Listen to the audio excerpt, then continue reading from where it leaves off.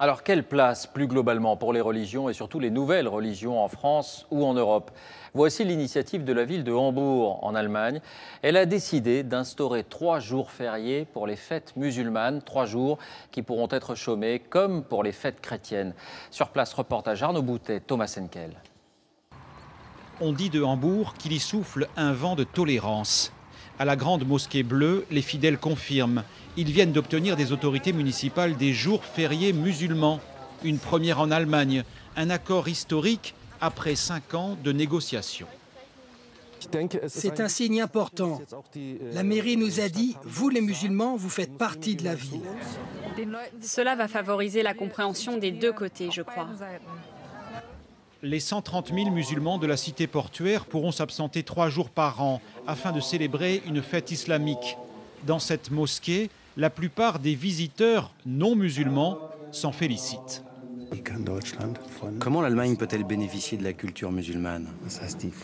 Pour moi, c'est ça la question. Il faut arrêter de jouer à se faire peur, comme le font certains. Cela va encourager la tolérance et faire taire les conservateurs qui refusent tout changement. Ce sont eux les plus agressifs, mais il y en a peu. Quelques musulmans et quelques chrétiens tout au plus. Et pour favoriser le dialogue, l'État contrôle depuis peu les cours de religion musulmane. Quels sont les 5 piliers de l'islam? Il faut aller une fois à la Mecque.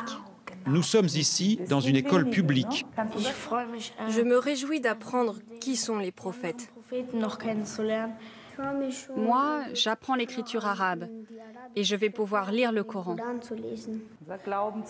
Le professeur et les élèves sont musulmans. Cet enseignement de la foi demeure facultatif.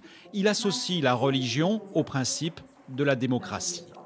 Une quarantaine d'établissements tentent l'expérience à l'ouest du pays et d'autres devraient suivre. Et avec la reconnaissance des jours fériés, c'est là un nouveau pari sur l'intégration.